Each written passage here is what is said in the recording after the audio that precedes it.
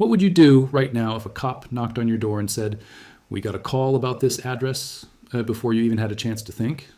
Most people freeze, panic, and start talking immediately. And that single mistake hands police everything they need to search your home, detain you, or worse, arrest you on the spot. Hit subscribe right now, because what I'm about to show you could be the difference between walking back inside your house free or being put in handcuffs on your own front porch. Cops are trained to use that phrase, "We got a call," to make you feel like you're already guilty.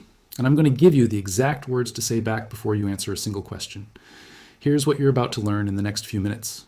The one sentence you say the moment a cop tells you, "We got a call," that legally resets the entire encounter. The psychological trick police use when they say those 4 words and why it works on almost everyone. The court-backed method for finding out exactly what kind of situation you're actually in before you say one word. And the massive mistake most people make in the first 15 seconds that turns a simple knock on the door into a full criminal investigation. Stay with me, because this information is 100% legal, and every tactic I'm giving you today comes straight from Supreme Court rulings and real body cam footage. Let's talk about why this moment is so dangerous. You're sitting at home or walking to your car, and suddenly there's a cop standing in front of you. They look calm, maybe even friendly, and then they say it. "We got a call." That's it.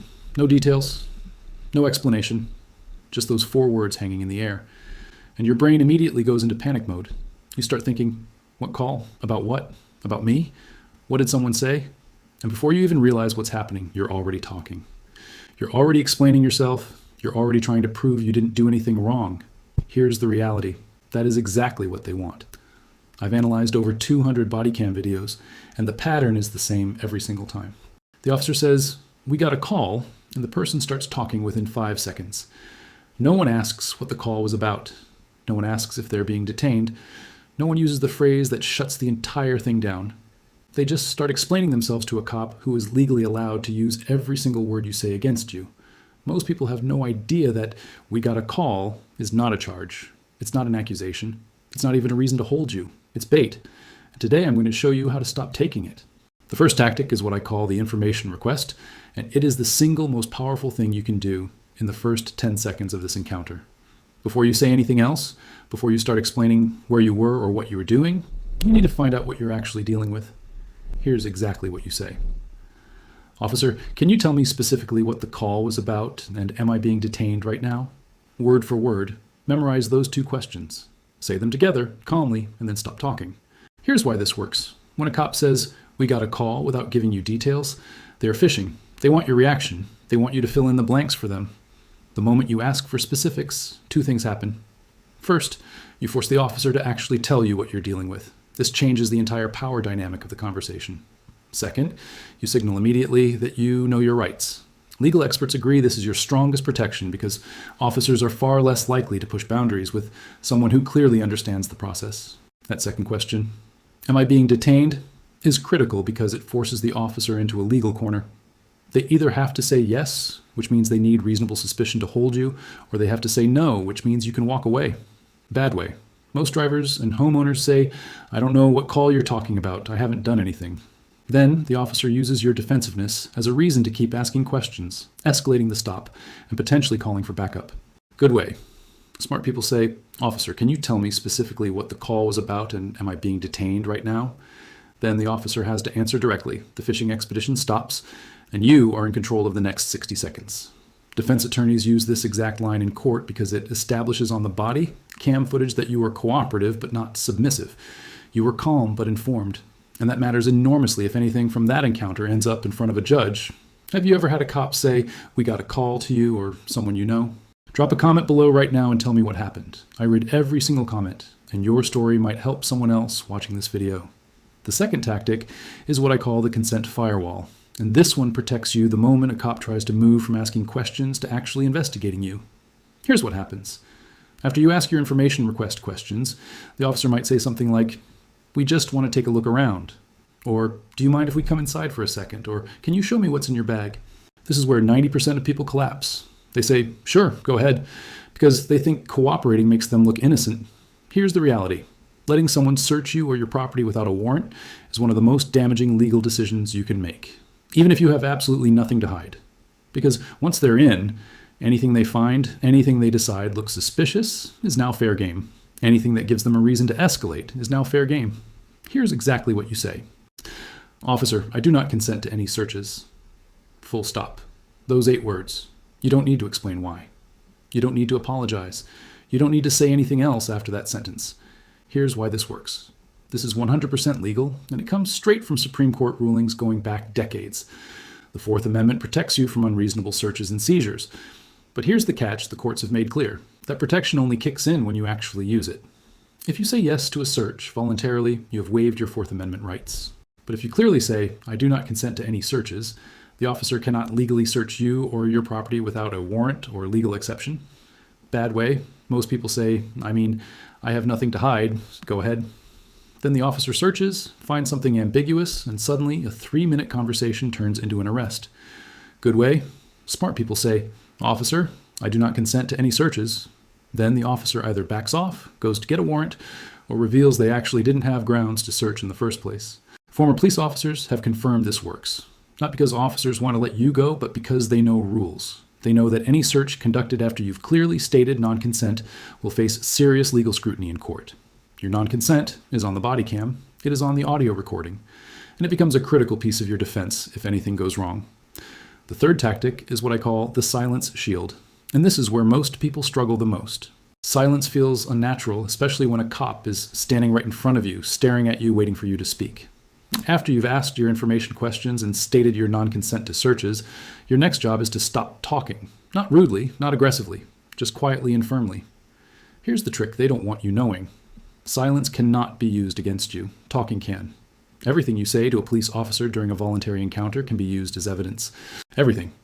Even things that sound totally innocent can be twisted, taken out of context, or used to establish timelines that hurt you later. Here's exactly what you say if the officer keeps pressing you with questions after you've already asked yours. Officer, I'm invoking my right to remain silent. I'd like to speak with an attorney before answering any questions. Those 2 sentences are your silence shield. They are legally airtight, and this is 100% legal in every single state. Watch what happens when you use this phrase. The questioning has to stop. Under the Fifth Amendment, once you invoke your right to remain silent, police are required to stop the interrogation. And once you mention an attorney, under the Sixth Amendment, that is a hard stop on questioning until your attorney is present. This comes straight from Supreme Court rulings, and it is one of the most protected rights you have. Bad way. Most people keep answering questions because they think stopping will make them look guilty. Then they accidentally say something inconsistent or reveal information the officer can use to justify further investigation. Good way. Smart people say, Officer, I'm invoking my right to remain silent and I'd like to speak with an attorney. And then the officer has to stop asking questions. The encounter either ends or moves into formal detention, where your rights are even more clearly defined and protected. Listen closely, because this is critical. Invoking your silence is not the same as being difficult or uncooperative. You can be completely polite and completely quiet at the same time. You can say, I understand you're doing your job, officer, and I respect that, and still not answer a single question. Politeness protects you. Talking is what hurts you.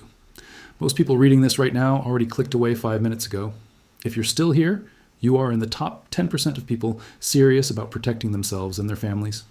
Drop a comment right now saying, I'm still here, so I know who my real ones are. And if this is already changing how you think about police encounters, hit that like button right now. It tells me to keep making videos exactly like this one. The fourth tactic is what I call the exit confirmation. It is the cleanest way to end an encounter when you haven't been formally detained and you want to leave. A lot of people get stuck in this gray zone where they don't know if they're free to go or not. They stand there. They keep talking. They keep trying to be helpful. And the encounter drags on and on. Here's exactly what you say. Officer, am I free to go? 4 words. Ask it once. Wait for an answer. If the officer says yes, you say thank you and you calmly walk away. You don't run. You don't celebrate. You don't look back over your shoulder 5 times. You just leave. If the officer says no, then you are being detained and you go back to your silence shield immediately. Watch what happens when you use this tactic consistently. You control the end point of the encounter. You don't let it drag into territory that gets dangerous. And you create a clear moment on the body cam, where either the officer confirmed you could leave or they chose to detain you without telling you why. That moment matters enormously in court. I've analyzed over 200 body cam videos. And the encounters that go wrong almost always go wrong because the person who should have left didn't know they could leave. They thought staying and cooperating would help them. It almost never does in these fishing expedition situations. Bad way. Most people stand there waiting for the officer to end the conversation. The stop drags on, 15, 20, 30 minutes. The officer calls for a drug dog. The encounter escalates. Good way. Smart people ask, "Officer, am I free to go?" At the right moment, the officer either confirms it's over or reveals detention. Now, let me give you the legal backbone behind everything I just taught you. 3 court cases you need to know. Terry v. Ohio from 1968. This Supreme Court case says police can briefly stop and detain you if they have reasonable suspicion that you're involved in criminal activity. The key word is reasonable suspicion, not a hunch. Not because someone called, actual articulable facts. This is why asking, "Am I being detained?" is so powerful. It forces the officer to either confirm they have reasonable suspicion or admit they don't. Florida v. Bostic from 1991. This case established that police can approach you and ask questions without it being a seizure. But here's the critical part. You have the right to refuse to answer and the right to walk away if not formally detained. This backs up your exit confirmation tactic completely. Berghus v. Tompkins from 2010. This case says that your right to remain silent isn't automatically triggered. You have to actually invoke it out loud. This is why I gave you those exact words to say. "I'm invoking my right to remain silent." You have to say it. Thinking it doesn't count. Staying quiet without saying it doesn't fully protect you. The words matter. Legal experts agree this is your strongest protection in interrogation situations. Now let me walk you through a scenario. You're standing in your driveway. An officer pulls up and walks over. They say, "We got a call about some activity." Here's the wrong way most people handle it. They say, "What? What kind of call? I haven't done anything. I've just been home all day. What's going on?" The officer stays vague. The person keeps talking, filling in details, mentioning who else is home, what they were doing earlier, where they were last night. The officer asks for a look around. The person says, "Sure, I've got nothing to hide." The officer goes inside, finds a prescription bottle without the label.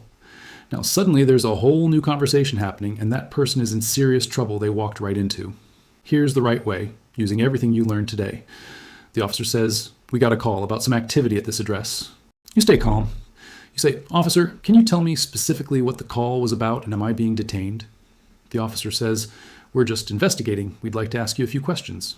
You say, "Officer, I do not consent to any searches and I'm invoking my right to remain silent. I'd like to speak with an attorney before answering any questions." The officer pauses, maybe pushes back a little. You stay calm and polite. Then you say, "Officer, am I free to go?" The officer either says yes, and the encounter is over in under 3 minutes, or they say no. Now you have a formal detention situation that your attorney will absolutely be able to work with, because you did everything right. Same starting point, completely different outcome. And the difference is 4 sentences. That's it. 4 sentences you now know word for word. Before I give you the final recap, I need to tell you something. The next video dropping in just a few days reveals exactly what to say when a cop claims they smell marijuana. That scenario sends thousands of people to jail every year because they don't know the one legal response. Subscribe right now so you don't miss it. Smash that bell too so YouTube actually notifies you. That video might be the most important one I've ever made. Let me bring it all together for you.